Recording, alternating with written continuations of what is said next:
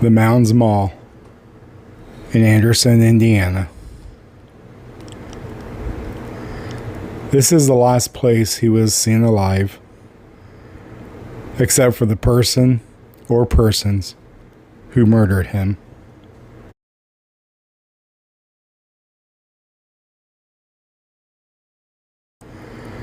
"61-year-old Robert Kemper left his home here on Clyde Street in Frankton, Indiana at about 6:30 p.m. on a Monday evening, November 21st, 1977. That is when he told his wife, Eleanor, he was going to Mounds Mall in Anderson to pay a bill at JCPenney. That was the last time Eleanor would see her husband alive. He did indeed go to the Mounds Mall. The employees of JCPenney told detectives he was there. But what happened to him after that? Was he alone? Or did he perhaps offer to give someone a ride?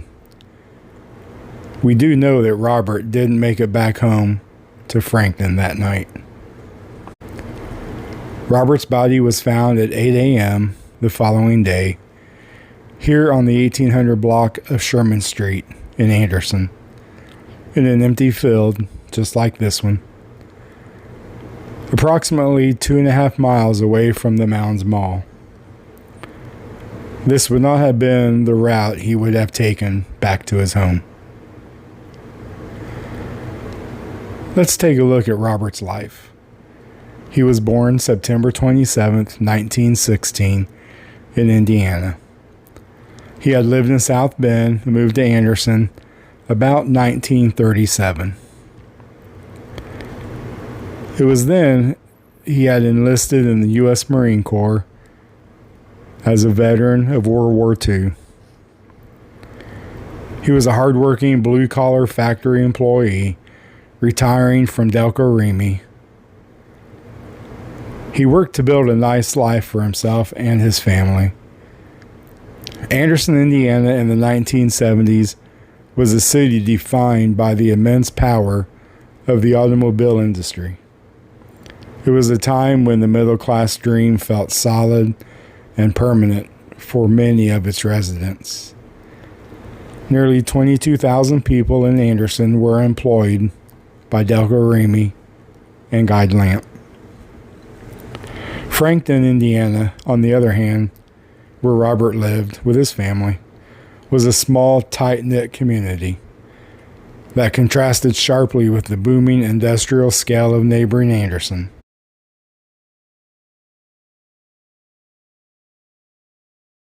On the morning of November 22, 1977, a local resident called the police after he discovered a body lying in the grass next to a car.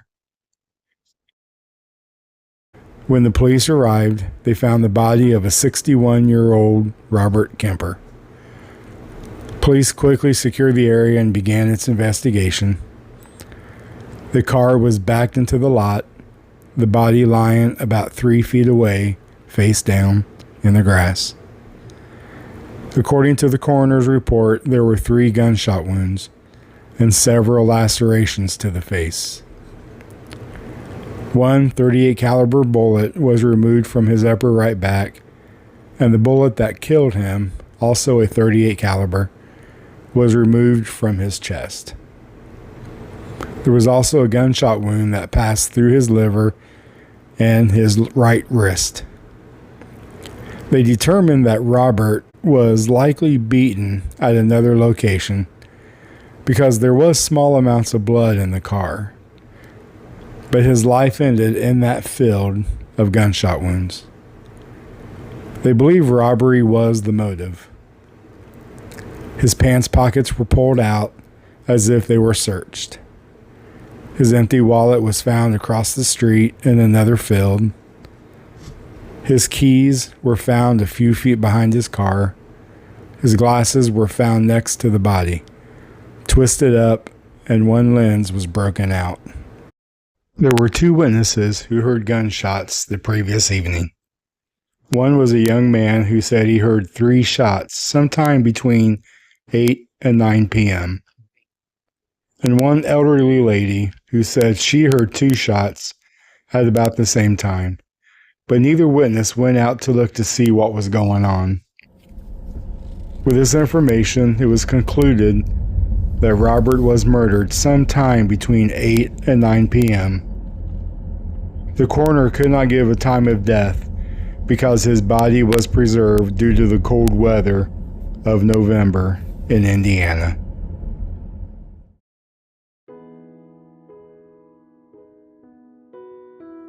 The day after Thanksgiving, in 1977, Robert Kemper was laid to rest at the quiet cemetery in his hometown, Franklin, Indiana.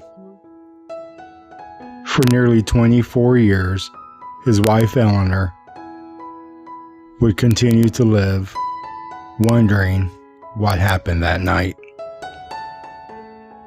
She would join Robert in eternity. May of 2001, and was laid to rest next to her husband. The ink on the newspaper dries. The story fades away, and other stories take its place. Even though the murder of Robert Kemper faded away, for his family, it continues to live on.